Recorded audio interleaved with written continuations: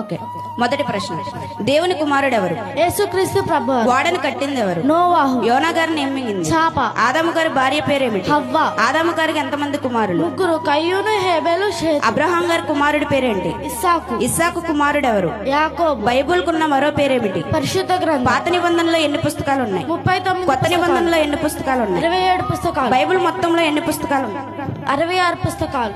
కొత్త నిబంధనలో ఎన్ని సువార్తలు ఉన్నాయి? వాటి పేర్లు? 4 సువార్తలు: మత్తయి సువార్త, మార్కు సువార్త, లోకా సువార్త, యోహాను సువార్త. పాత నిబంధనలో ఎన్ని కాండాలు ఉన్నాయి? వాటి పేర్లు? 5 కాండాలు: ఆదికాండము, నిర్గమకాండము, లేవ్యకాండము, సంఖ్యాకాండం, నిత్యోపదేశకాండం. ఏలియా గారికి ఆహారం దేవుడు వేటి ద్వారా పంపించాడు? కాకులు. దేవుని సృష్టి ఎన్ని దినాలు చేశాడు? 6 దినాలు. గొలియాతుని చంపింది ఎవరు? దావీదు. ఇశ్రాయేలీలకు మొదటి రాజు ఎవరు? సౌలు. హన్నా కుమారుడు ఎవరు?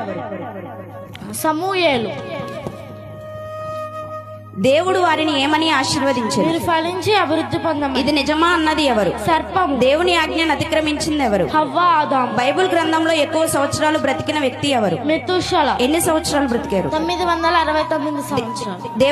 దేవునితో 300 సంవత్సరాలు నడిచిన వ్యక్తి ఎవరు? హానోకు. యాకోబుకి ఎంతమంది భార్యలు? 2. లేయా, రాహేలు.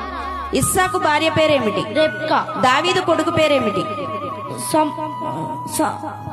సొలొమోను. లోతు కుమార్తెలు ఎంతమంది? 2. నోవాహు కుటుంబం ఎంతమంది? 8 మంది. నోవాహు, తన భార్య, 3 కొడుకులు, 3 కోడళ్ళు. నోవాహు కుమారులు ఎంతమంది? వారి పేర్లు? 3. షేము, హాము, యాపేతు. ఓడలోనికి ఎంతమంది వెళ్లారు? 8 మంది. యాకోబు పిల్లలు ఎంతమంది? 12 మంది కుమారులు, 1 కుమార్తె. ఓడ ఎక్కడ నిలిచింది? హరారాతు కొండ. అబ్రహాము తండ్రి పేరేమిటి? తెరాహు. యాకోబు మరో పేరేమిటి? ఇశ్రాయేలు. యాకోబు కుమార్తె పేరేమిటి? దీనా. Very good. మీ అందరికీ నా